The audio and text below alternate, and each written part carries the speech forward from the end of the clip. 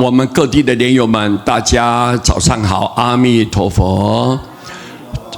印光祖师不是普通人啊，他要往生的时候，在弟子的面前交代7天当中，我如果不回来，我就已经舍报往生了。没想到第7天呢，他的弟子来看看还有没有呼吸，结果呢，一看没有了，师父走了，只好按照师父所交代的，拿去火化，烧出8000多颗的舍利。后来大家明白到，原来印光大师就是大势至菩萨来转世的哦，诚愿再来广度十方众生，这么慈悲，倒驾慈航，为了你我大家讲出这一段内容，你一定要谨记在心，依教奉行。我们不要故作聪明，不要刚强，自以为是，千万不要这样。你各位看，印光祖师讲，任凭你志同圣人，你的智慧跟圣人一样高，无差无别。虽然是如此，当悉置之度外。你不要以为你很有学问，如同圣人一样这么有内涵、有深度。但是你如果这样子就贡高我慢了，念佛没有恭敬心了，你就得不到佛的救度了。所以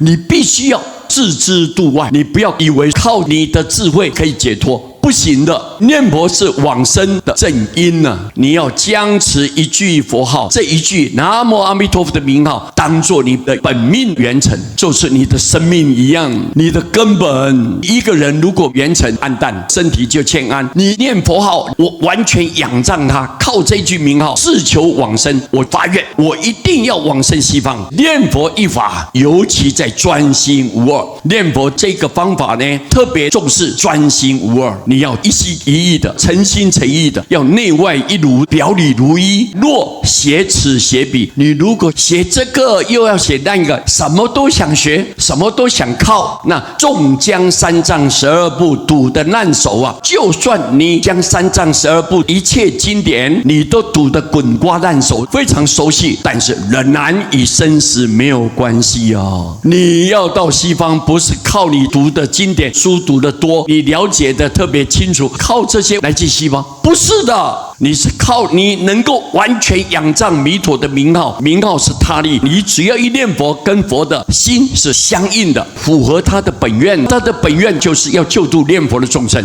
不是靠你的学问的，不是靠你懂得很多，不是的，这是错误的观念。所以印光祖师在这个紧要的关头，再一次提醒我们末法年代的众生，我们一定要把心放在这个名号里头，跟名号紧紧的连在一起。如果你能够完全把这当作是生命的根本，那这样自然感应道教，我们发愿西方成就道业。所以这一章太重要了，印光祖师给我们一个当头棒喝，我们很感激印光祖师，因为你的提醒让我们能够将心集中归在名号，不能三心两意摇摆不定。我们不可以这样做，一定要好好的专心念佛。那这样大家都成就，大家都到西方成佛，这个就是印光大师对我们的期待，我们很感恩他。阿弥陀佛。